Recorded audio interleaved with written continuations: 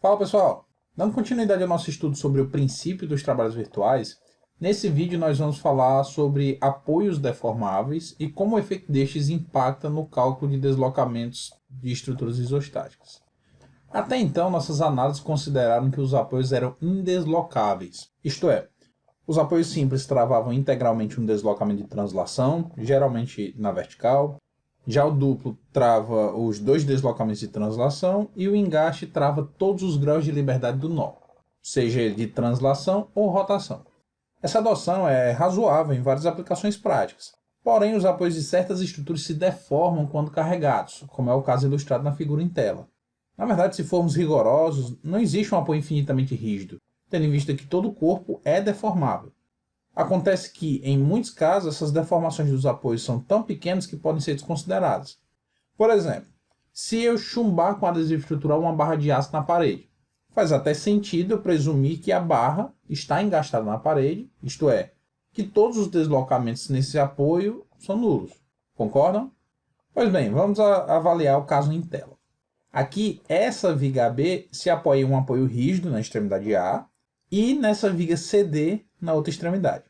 A viga CD, por outro lado, é assumida biapoiada, isto é, suas extremidades também estão sobre apoios rígidos.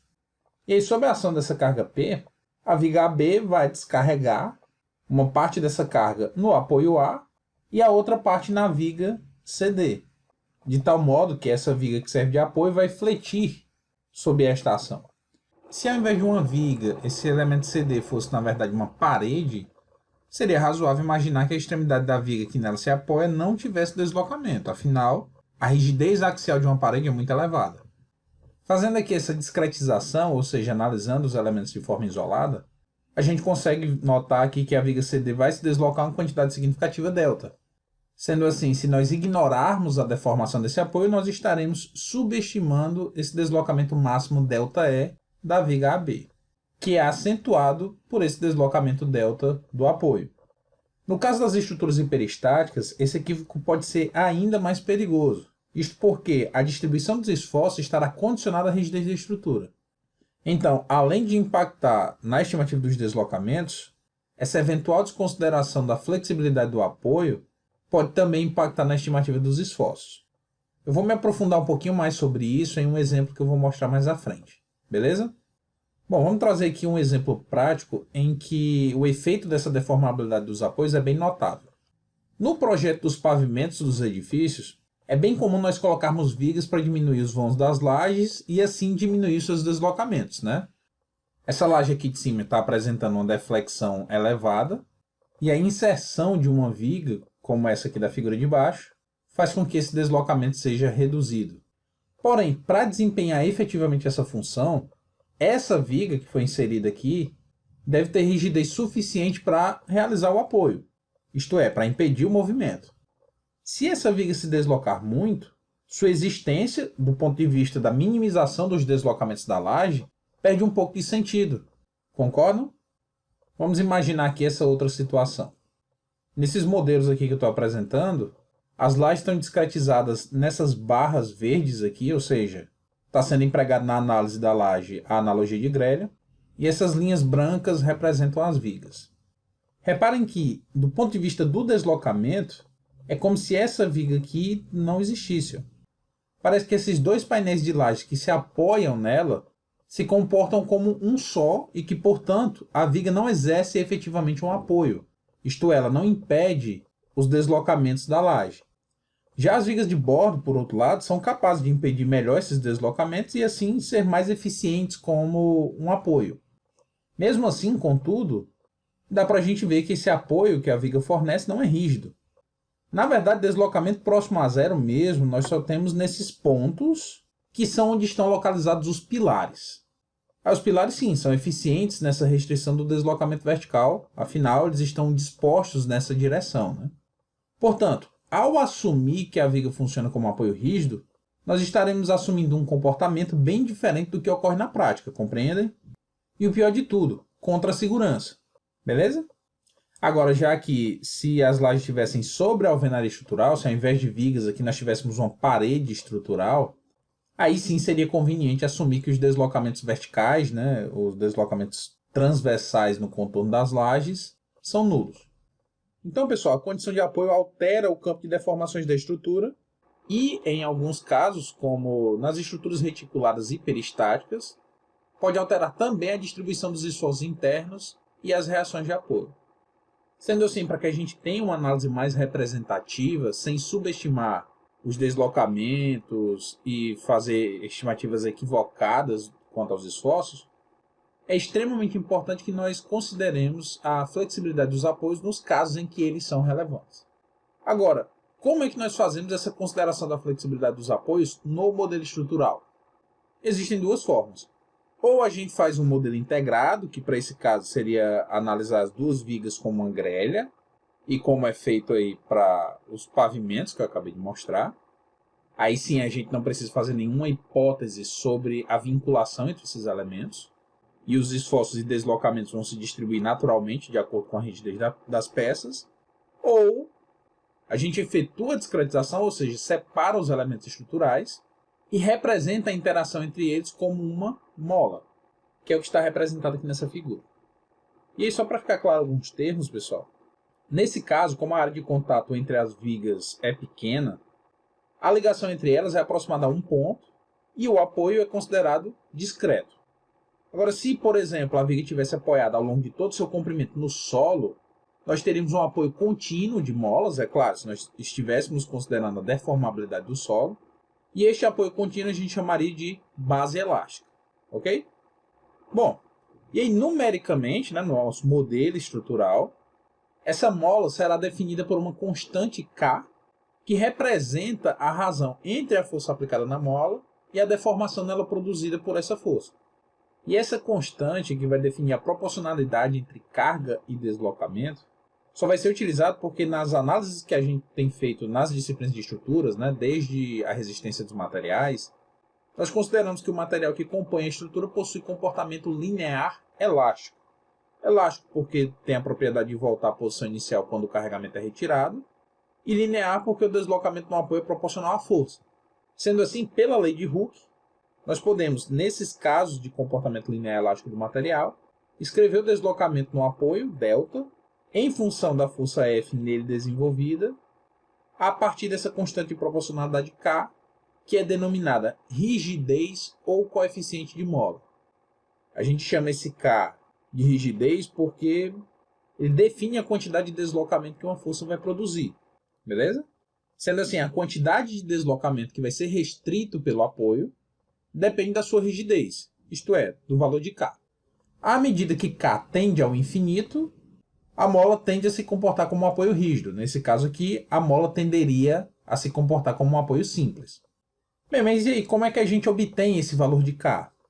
Dessa equação, a gente consegue concluir que essa constante elástica K é numericamente igual à força necessária para provocar um deslocamento unitário no apoio, não é? Se a gente coloca delta aqui igual a 1, F é igual a K. Então vai ser a partir daí que a gente vai conseguir definir a rigidez dos elementos. Mas eu vou mostrar algumas aplicações práticas disso que eu acabei de mencionar. Antes, porém, eu queria comentar com vocês um outro tipo de mola que nós vamos considerar aqui nos nossos modelos estruturais. A mola que eu mostrei há pouco restringia parcialmente um deslocamento de translação. Porém, alguns dos apoios podem restringir parcialmente também a rotação. Isto é, nas estruturas podem haver apoios que funcionam como engastes, só que elásticos, ou seja, deformáveis. Para a gente entender isso melhor, vamos analisar o pórtico hiperestático da figura, que é feito de concreto armado com um módulo de elasticidade longitudinal de 25 GPa e formado por uma viga com seção de 14 cm de base e 50 de altura e dois pilares com seção transversal de 30 por 14 cm. Convém destacar que, da forma como esses pilares estão dispostos, aquela altura que a gente usa para calcular o momento de inércia da seção transversal será 14 centímetros e a largura será 30. Isto é, naquele BH^3/12, o H, que nós chamamos de altura, é a dimensão da seção transversal perpendicular ao eixo de flexão. Beleza? Suponhamos então que nós teremos que analisar essa viga aqui do pórtico por um modelo isolado. Isto é, nós não vamos fazer essa análise integrada com o modelo de pórtico plano completo. Vamos analisar a viga sozinho. Para tanto, será necessário idealizar a interação entre a viga e os pilares que servem de apoio. E aí eu pergunto, que tipo de vínculo esses pilares vão fornecer à viga? Como a única condição necessária para assegurar o equilíbrio estático é que os pilares sejam capazes de restringir os deslocamentos de translação na extremidade da viga, nós ficaremos entre os dois modelos extremos, de viga biapoiada e viga biengastada. E aí, à primeira vista, nós somos induzidos a presumir que a viga está engastada nos pilares, não é? Afinal, o pórtico é de concreto e formam assim um conjunto monolítico, né? Com ligação rígida entre as barras que compõem o pórtico. No entanto, se nós observarmos os resultados do modelo integrado, né, esse modelo de pórtico plano que eu obtive aqui usando o F2, é possível notar que a viga vai apresentar um comportamento intermediário entre os dois modelos, estando nesse caso mais tendenciosa a uma viga biapoiada do que a viga biengastada. Reparem, no modelo de viga biapoiada, o momento fletor é nulo nos apoios, porque a gente está assumindo que o vínculo não é capaz de restringir rotação e por isso o momento vai ser zero. E por isso o momento gerado vai ser zero. Enquanto na viga biengastada, nós temos um momento negativo aqui de 20,83 kN. E aí no modelo real aqui de pórtico plano, a gente vê que aparece um momento aqui na ligação da viga com o pilar, só que de 2,82, que é muito menor do que o 20,83. Ou seja, esse valor de momento da ligação está mais próximo da viga biapoiada do que da viga biengastada. Esse comportamento mais próximo da viga biapoiada, pessoal, vai ocorrer porque o pilar não possui rigidez suficiente para restringir completamente a rotação da extremidade da viga, conforme a gente pode ver nessa imagem. Ou seja, o momento produzido nessa ligação está condicionado à rigidez do pilar, isto é, a sua capacidade de restringir rotação. Quanto mais rígido for o pilar, mais deslocamentos da extremidade da viga é restrito por ele e, portanto, maior vai ser o momento fletor gerado. Pessoal, vocês podem inclusive fazer um modelo no F2 também para ir acompanhando esse meu raciocínio, tá bom? E fazendo vocês mesmos esse experimento. Agora, se nós girarmos o pilar para o seu sentido de maior inércia em relação à viga, nós vamos aumentar a sua rigidez da flexão e, consequentemente, haverá uma redução na rotação da extremidade da viga, o que fará também com que haja um aumento do momento fletor negativo, que, conforme a gente pode ver, salta de 2,82, que era o momento do caso anterior, para 8,7 kN. Esse 2,82 está mais próximo do zero da viga biapoiada do que do 20,83 da viga biengastada, né? Isso, inclusive, pessoal, é uma estratégia de projeto que pode ser usada para diminuir a flecha máxima na viga. Ou seja, a gente consegue reduzir o deslocamento máximo na viga, aumentando a rigidez dos pilares. E aí o preço que a gente paga por reduzir esse momento máximo positivo e, portanto, diminuir a deflexão na viga, é naturalmente aumentar o momento no pilar. Bom, mas aqui eu quero que vocês tenham em mente só que a vinculação da viga vai afetar na sua deflexão. Bom, então o que provocou esse aumento aqui de 2,82 para 8,7 foi o giro do sentido do pilar. Ou seja, o pilar ficando em relação à viga com uma altura de 30 centímetros e a base de 14. Agora, se nós aumentássemos o pilar para uma seção impraticável, tá bom? Surreal, é só para a nossa análise aqui, de 3 por 3 metros, nós iríamos notar que a rigidez da flexão do pilar seria tão alta que os esforços na viga serão os mesmos do modelo biengastado. Conseguem ver?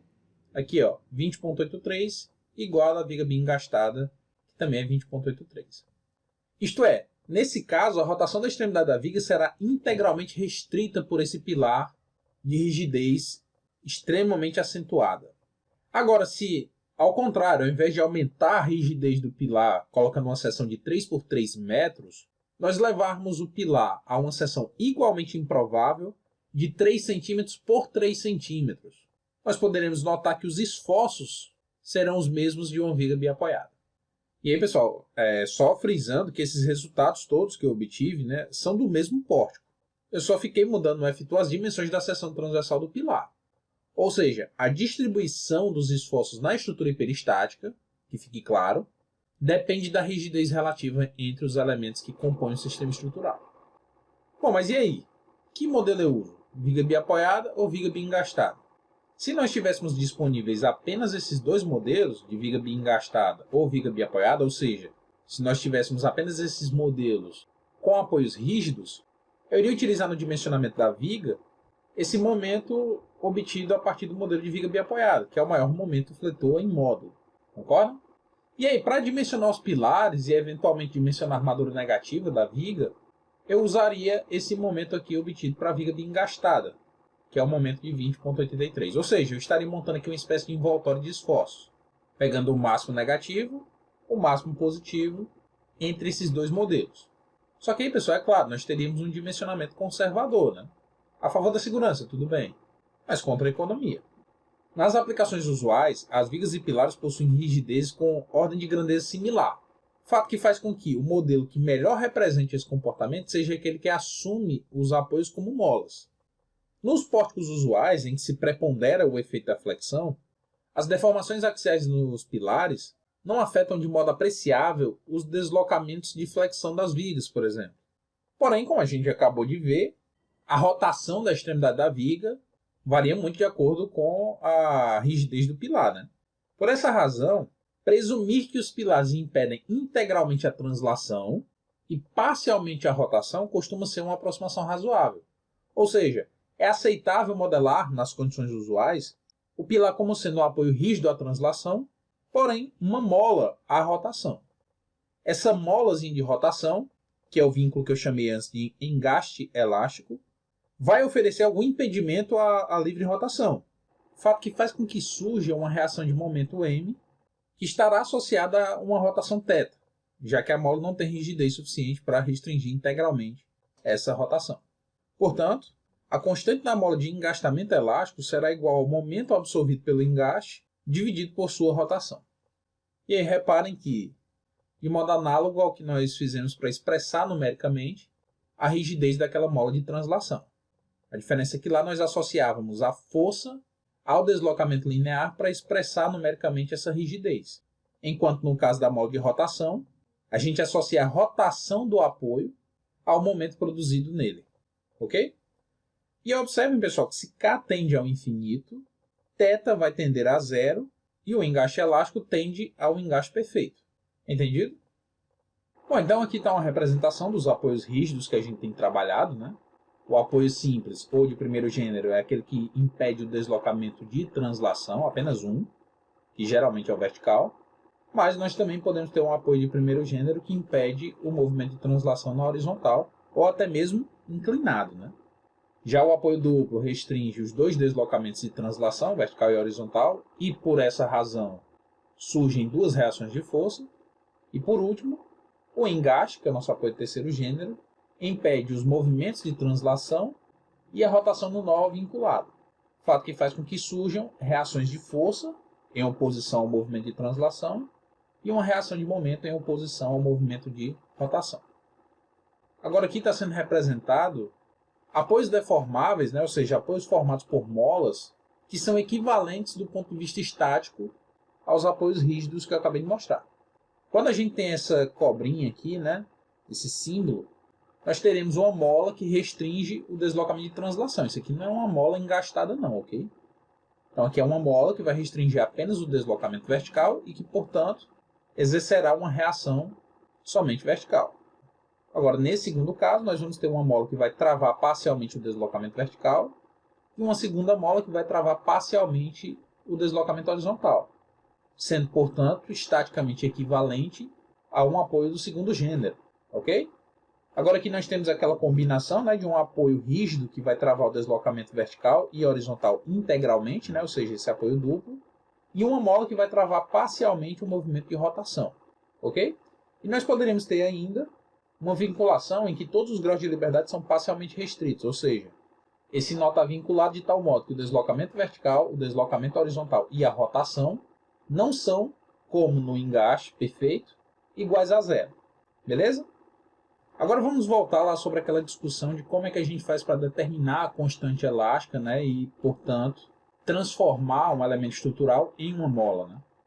No exemplo do começo, nós tínhamos essa viga CD servindo de apoio para a viga AB, e, portanto, recebendo uma força concentrada aqui mais ou menos no meio do seu vão.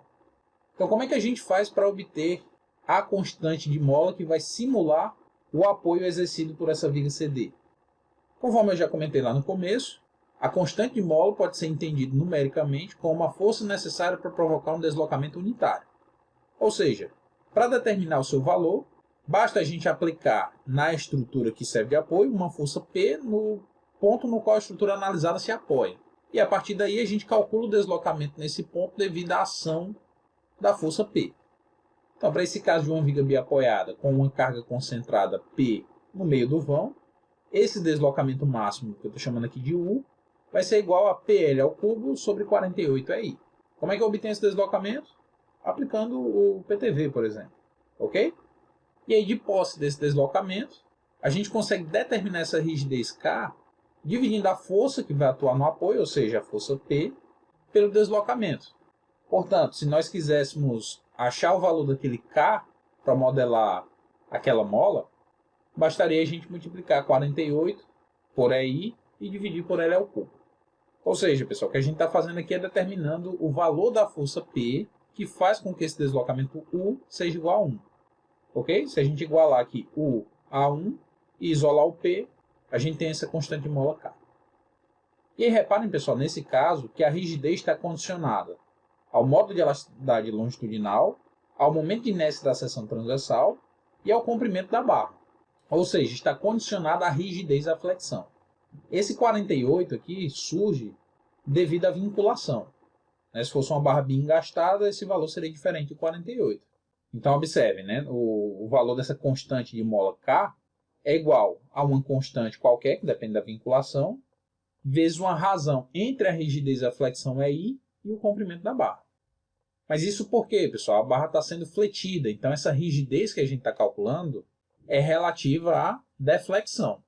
Se, por outro lado, nós tivéssemos uma barra sendo tracionada ou comprimida, qual seria a rigidez, isto é, qual a dificuldade ao movimento esse elemento iria impor?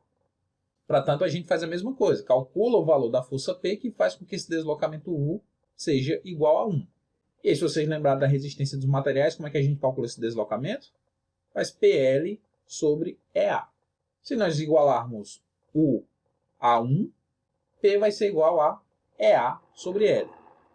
Então, por exemplo, se nós quiséssemos modelar a rigidez axial do pilar, a sua constante de mola K, que iria representar essa restrição ao deslocamento, seria determinado multiplicando o módulo de elasticidade longitudinal pela área e dividido pelo comprimento do elemento. Reparem aqui que o K não é mais função do EI, porque nesse caso a rigidez que a gente está calculando é axial. Entendido, pessoal? Agora, se nós tivéssemos um caso em que uma viga se apoia em uma viga em balanço, isto é, se nós tivéssemos esse caso aqui, como é que a gente poderia transformar essa viga em balanço em uma mola? Bastaria a gente calcular esse deslocamento vertical, e aplicando o PTV, a gente sabe que esse deslocamento na extremidade da viga engastada é PL3 sobre 3EI, e aí igualando o U a 1. A gente chegaria à conclusão que essa rigidez K da mola seria igual a 3EI sobre L3. Reparem que essa rigidez é bem menor do que a da viga biapoiada. Na viga biapoiada nós temos 48EI sobre L3. Aqui nós temos 3EI sobre L3. Ou seja, a viga biapoiada, oferecendo um apoio ali no meio do vão, vai ser mais rígida, isto é, vai ter uma maior capacidade de restringir o deslocamento, do que uma viga engastada e livre, que fornece apoio em sua extremidade livre. E isso, pessoal, pode ser feito para todo tipo de estrutura. Nesse caso aqui em tela, o que está sendo determinada é a rigidez, a flexão de uma barra engastada e apoiada. Então, nesse caso aqui, o que é feito é obter essa reação de momento, que é gerada quando se prescreve uma rotação unitária no engaste. Então, aquela teoria lá de deslocamento prescrito também vai ser extremamente necessária para a gente empregar aqui na estimativa das constantes de mola de estruturas hiperestáticas.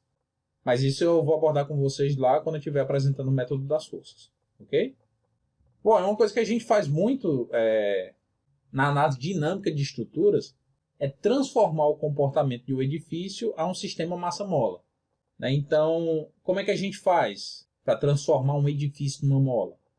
A gente determina o valor de uma força F aqui, que pode ser aplicado ao topo da estrutura, que vai gerar um deslocamento U unitário. Então a gente transforma todo esse edifício em um sistema de mola equivalente. Beleza, pessoal? Bom, então está evidente aqui as motivações para que a gente leve em consideração a flexibilidade dos apoios, né? Mas como a gente considera esse efeito no princípio dos trabalhos virtuais? A primeira coisa que a gente deve ter em mente é que, diferentemente do caso da temperatura e do recalque, para que haja deformação no apoio elástico, nós precisamos ter carregamento externo, ok? Lá na temperatura e no recalque, não. Nós tínhamos deslocamentos provocados só por essas ações agindo isoladamente. Aqui, para a mola deformar, a gente vai ter que ter um carregamento externo. Então, nessa viga da figura, por não ter carregamento, não tem deformação na estrutura, nem deslocamento em qualquer ponto, o que inclui a mola, né? Agora, ao aplicar na viga um carregamento, será gerada uma flexão na barra devido aos esforços internos.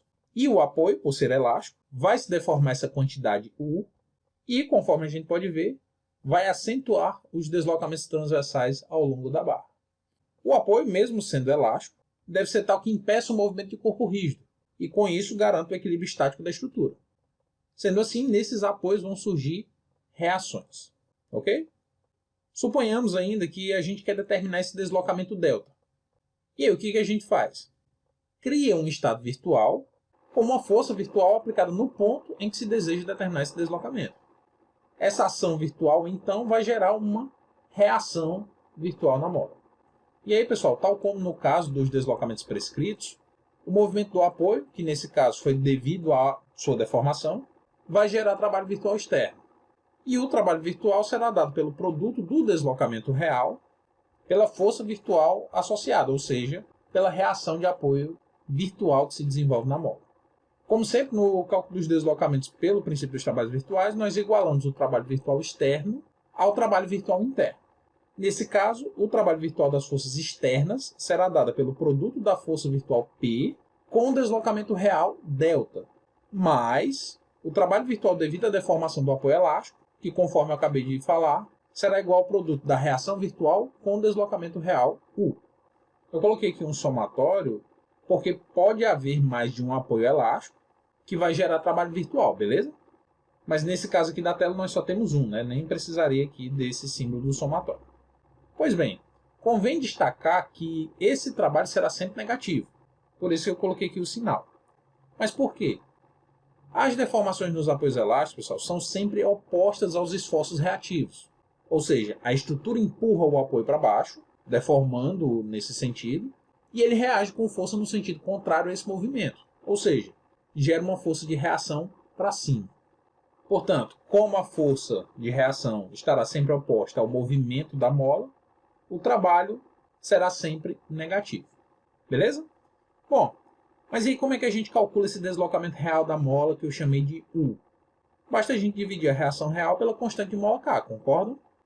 Então, se nós substituirmos U aqui pela relação da força que se desenvolve no apoio, dividido por sua rigidez K, nós temos que o Pδ será igual ao somatório da reação virtual vezes a reação real, dividido pela rigidez da mola K, mais a energia de deformação virtual, que é produzida pelo carregamento externo. Nesse caso aqui da viga, em que a gente despreza o efeito da força cortante, essa energia de deformação virtual interna U seria dada por aquela integral do produto do momento real com o momento virtual dividido por aí. Pessoal, que fique claro. Nesse exemplo aqui, a reação que se desenvolve na mola é uma força. Mas se nós tivéssemos um engaste elástico, a reação que iria produzir o trabalho virtual seria um momento. Ok? Bom, então se nós aplicarmos o método da carga unitária, né, e fizermos P igual a 1, o deslocamento será, de modo geral, igual ao somatório do produto das reações reais e virtuais, dividido pela rigidez da mola, mais a contribuição dos efeitos dos esforços internos. Né? E aí, se fosse um exemplo aplicado à treliça, nós teríamos só essa passada da força normal. Se fosse numa viga, nós temos a consideração apenas do momento fletor, e assim por diante. Beleza? E se além da mola tiver um recalque de apoio, ou se estiver atuando o efeito da temperatura, o que a gente faz? É só superpor os efeitos. Bom, pessoal, então eu vou parar a aula por aqui E no próximo vídeo a gente resolve esse exercício aqui, né, em que se deseja determinar o deslocamento em alguns pontos da estrutura que contém apoios elásticos. E, para tanto, a gente vai aplicar o princípio dos trabalhos virtuais que eu acabei de mostrar para vocês. Beleza? Então é isso, pessoal. Obrigado por assistirem o vídeo até aqui. Um grande abraço e tchau.